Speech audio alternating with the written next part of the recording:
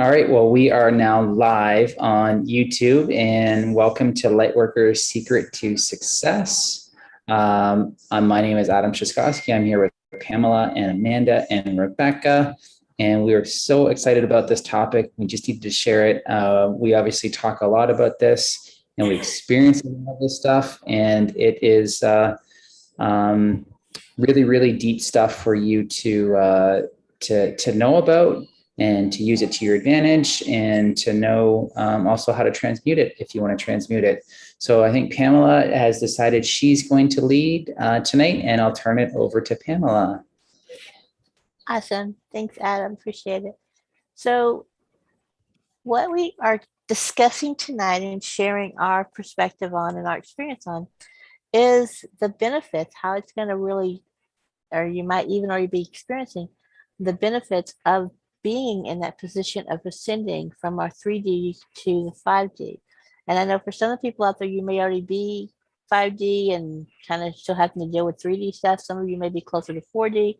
So, and a lot of people talk about what, health-wise what's happening, but we really want to focus on some of the things that are happening as you get closer to that ascension process.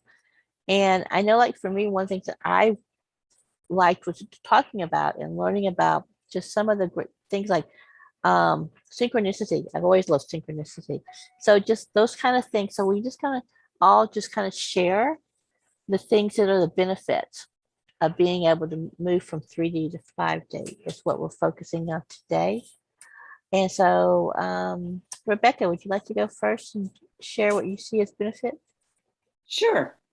I do believe we are moving into the lighted phase of the ascension of planet Earth.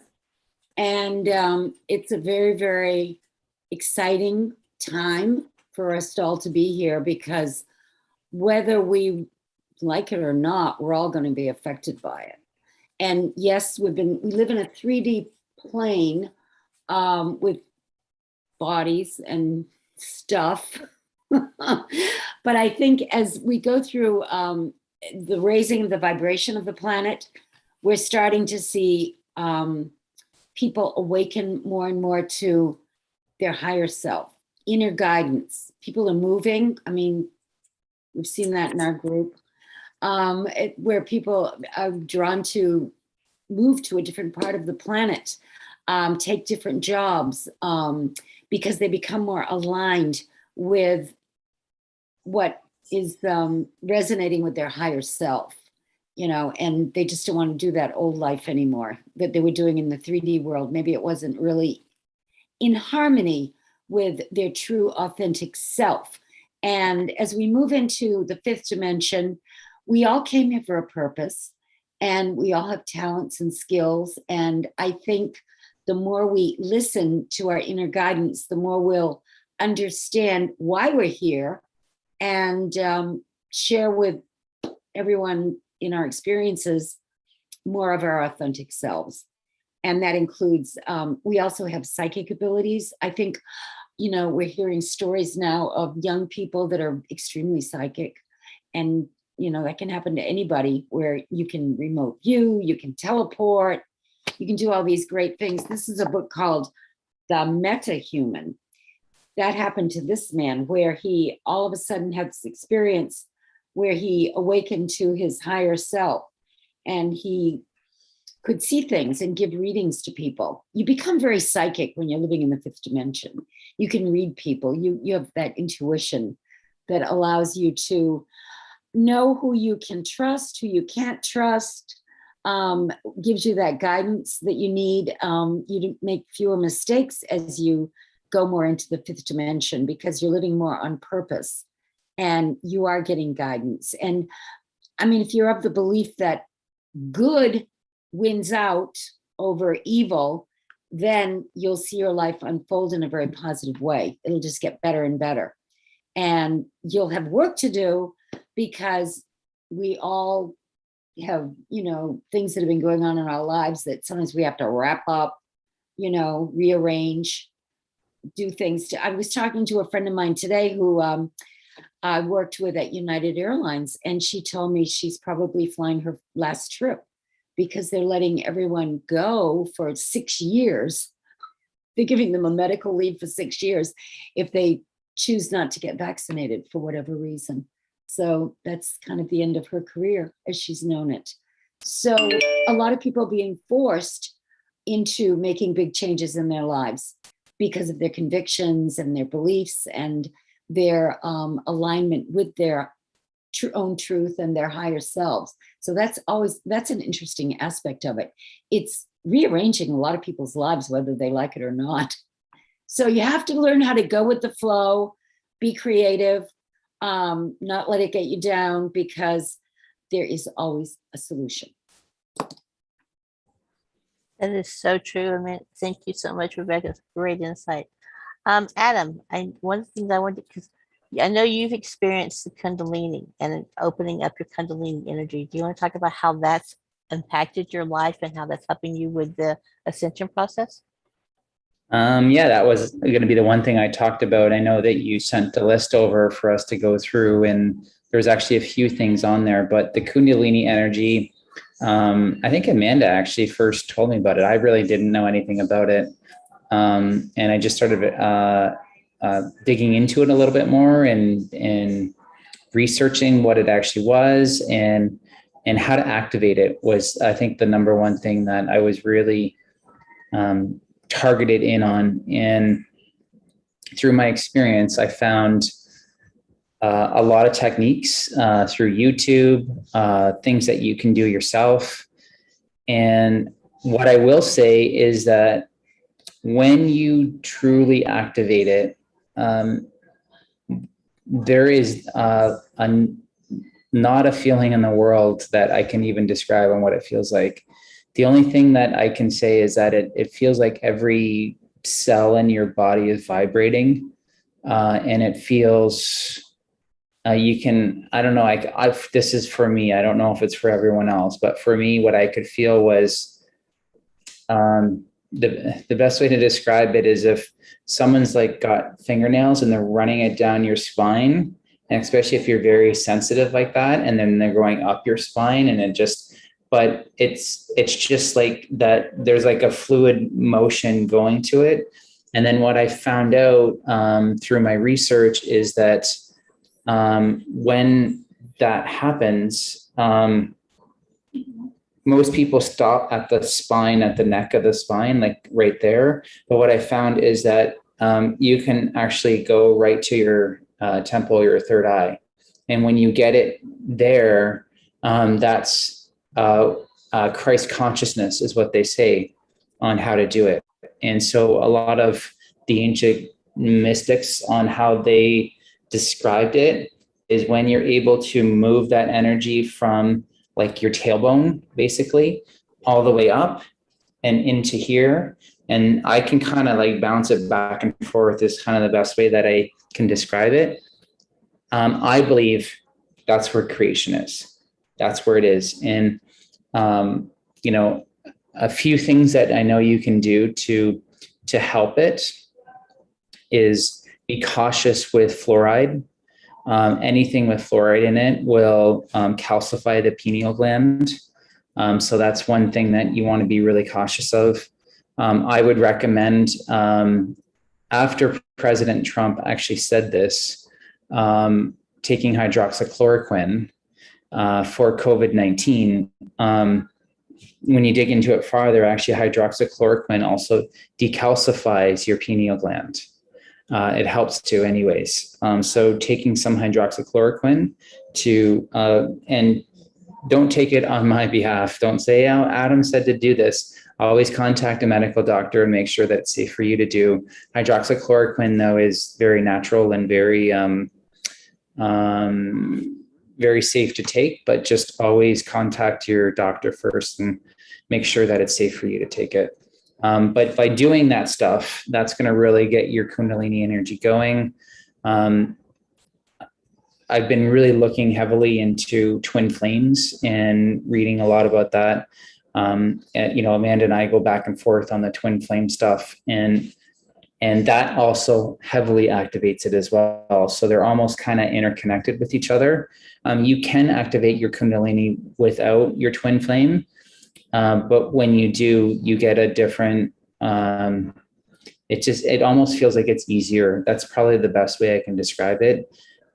So I hope that kind of helps. And, there's lots of stuff on YouTube if you're serious about doing it.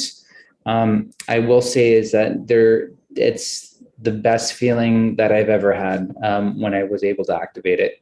And I can't do it every time. I'll be honest.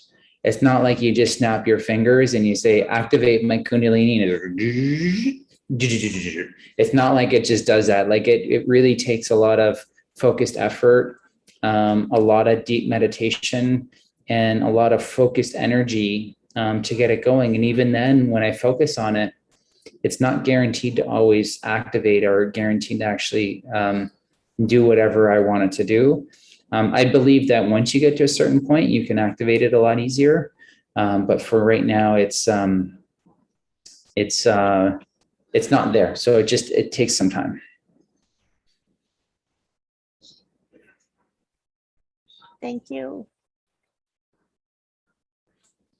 Miss Amanda. Yes, hi. Well, one thing that I love about ascending is feeling the need to purify our being, which is, internally, externally. And I think we naturally just kind of align with this when you're ascending. So like for me, it's a deep purge. So purging the physical body, the emotional body, mental body, the spiritual body, and just really aligning yourself up and treating your body as a temple as God intended. So one thing I noticed for myself as I wanted to start cleaning up my diet. So that meant eating a lot of really good healthy foods that are nourishing for your body. And then also drinking lots of water to purge out all the toxins that are coming out. It just makes you feel really good. And then implementing an exercise routine, because that can get things that are stuck energetically out of your body.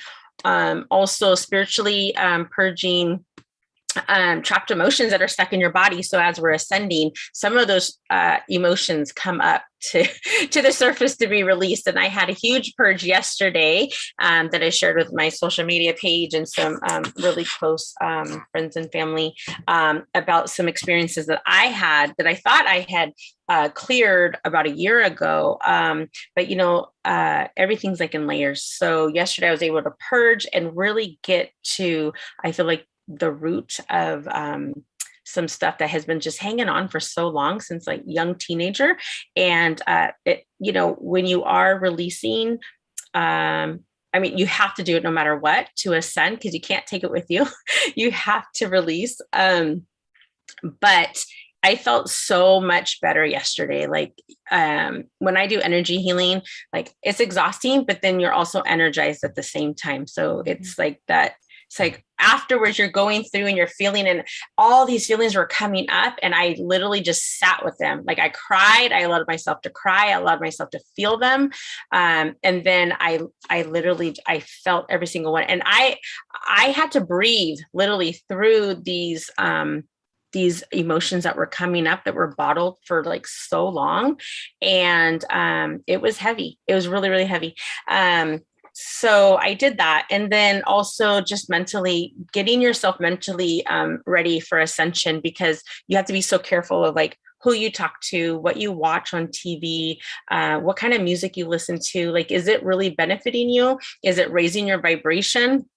Or, I don't know. I know for me, music is really, really good for my soul, but certain music can put me in a really bad mood. So just being aware of that and having that awareness. And even if you wake up kind of cranky, put on a good high vibrational song to get you in a really good mood. So when my kids were going to school, they're homeschooled now, but when they were going to school, I used to put on really high vibrational music. And I would always say, this is going to be the best day ever. And we'd say it over and over and over again. And then as they were going to school, they would remember that, this is gonna be the best day ever, right? And it just, I think it really helped make their day. So just, yeah, the feeling to purify your body, it's going to come naturally, and just literally take it day by day. Cause sometimes I don't want people to be hard on themselves, because you can really, you could be harsh on yourself if you feel like you're not doing your best, but we are doing the best we have, with the tools that we have at the moment. So, yeah, so I think that's all I want to say about purifying. Thanks, Amanda. And I think, like Amanda said, take it one thing step at a time, because it's so easy to get overwhelmed and think, like, if I'm going to eat healthy, organic, it's so expensive. Well, just pick out. You get in the process um, of doing things, and if you're, you know, and just because someone else says something's good, test yourself. Muscle test your body, because your body may not be ready for that, but 6 months down the road, you may be able to make that change, right? So it's being aware. So it could be just small steps of just drinking water. If you're not somebody who drinks water every day, thinking Drink a of glass, drinking just 8 ounces of one yeah. glass of water could be One glass. like, Yeah. you want me to drink 8 ounces of water? That could be huge. So Yeah. try to think one glass of water compared to a gallon of water. So small increments are great. For me, and it's really funny, because when I first read this article that we referred to, I was looking at, I'm thinking, okay, some of this stuff, for some of us, we started this process years ago, right? We just had that knowledge and we've been working our way through this process. And so one of the things, and I know, Adam, you just recently did this, but is the whole part about relocation and that desire to change your location and changing your circumstances. And we did that when, my heart and I decided we no longer wanted to live in the city, right? And so we sold our home and we moved out to the country. And we literally, I mean, there's all these conveniences that you get used to in the city that where we live now, that's not an option. But I can tell you, it was so worth giving those things up. We don't have the stress. We don't have, hold on, Alexa off. It's just a timer, then he leaves. We don't have that stress. We don't have the whole piece of being, traffic and just the pollution. It was really interesting because he had such a hard time with allergies and stuff. But once we moved out here, the things that were allergy problems for him before, he doesn't have. And so but the moving, the downsizing, and I know, Adam, you just went to sue, getting rid of stuff, that's a big move. And for a lot of people, that's a scary place. Right. But I can remember when we were doing that, his family was like, well, your home is your biggest asset. And I'm like, or it's your biggest liability. Mm-hmm. Because some people think, you have to have the home, you have to have it. And it's like, no, you really don't. If when you step out of that status quo thing, because everybody else does it, you should be doing it too. That's not true. So when you're getting through your ascension process and you're doing things, you're going to find that if you really pay attention to yourself, connect, like what Rebecca said, connecting to your higher self, listening to what resonates with you, you may find yourself doing a lot of things or no longer doing things or no longer being in relationships that you did before, because you're getting closer to that fifth dimension. And I can tell you, honestly, life's so much easier, right? That's my main thing. Did anybody else have anything they wanted to wrap up with? What I was just thinking too that we forgot to mention is, as you're ascending, the need for judging yourself and others go away. Like, you're literally just focused on yourself and your inner peace and your inner knowing, and then that love that you have for yourself and for others. And I'd like to add that I think those that will have the easiest time as the whole world is changing, the new world is forming, are those that are other-centered. If you are a narcissistic, self-centered type, and we know there's a lot of those on the planet, I mean, we have a variety, that's going to be hard, because if you really just identify with a three-dimensional world and stuff and a job, and it could all change very quickly, you know. But if you're really into, wow, this is exciting, how can we all build a new world? And if you're other-centered as opposed to self-centered, it's going to be an easier process, because it's going to be pretty shocking with a lot of the changes that are coming. Very true. Anybody else have anything else to wrap up with? I would just say maybe put a link in the chat to the 21 symptoms that you posted for us. There's so much really, really good stuff to dig into there.